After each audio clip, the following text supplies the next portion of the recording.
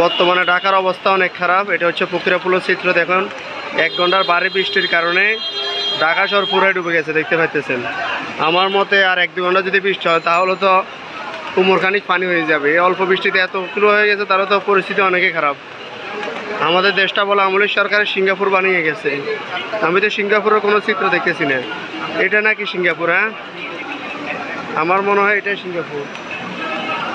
দেখতে পাচ্ছেন আমাদের সিঙ্গাপুর, বাংলাদেশ বলে পুরো সিঙ্গাপুর হয়ে গেছে। 1 ঘন্টা বৃষ্টিতে পরিস্থিতি হয়েছে, তুই আর 1 ঘন্টা বৃষ্টি হলে তো পুরো ঢাকা শহরে ডুবে যাবে। চিত্রটা দেখুন ঢাকা শহরে। এটা আমি 2য় ফ্লোর থেকে করতেছি ভিডিওটা। এটা আটকে গেছে, মনে হয় স্টার্ট বন্ধ হয়ে গেছে, আর চালু হইতেছে না।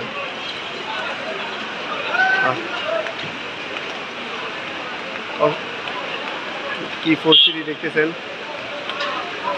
মোটরসাইকেল, সিএনজি, অটোরিকশা যেগুলো আছে, সাবা রিক্সা বাদে সবগুলো বন্ধ হয়ে গেছে। এখানে একটা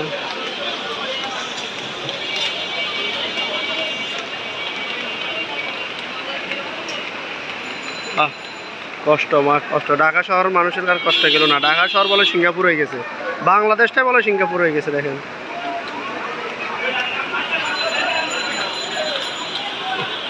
কি অবস্থা, দেখতে পাচ্ছেন।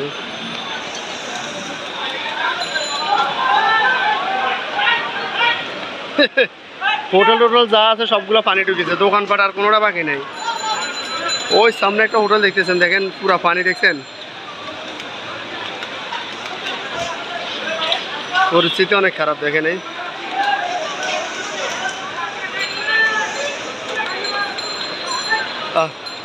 কষ্ট, মানুষের কষ্ট দেখতে পাইতেছেন।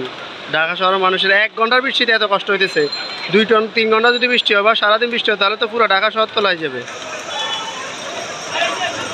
দেখুন 2য় সিঙ্গাপুর বলে বাংলাদেশ। 2য় সিঙ্গাপুর যদি বাংলাদেশ হয়, বাংলাদেশের অবস্থা কেন? আমার প্রশ্ন থাকে গেল আপনাদের কাছে।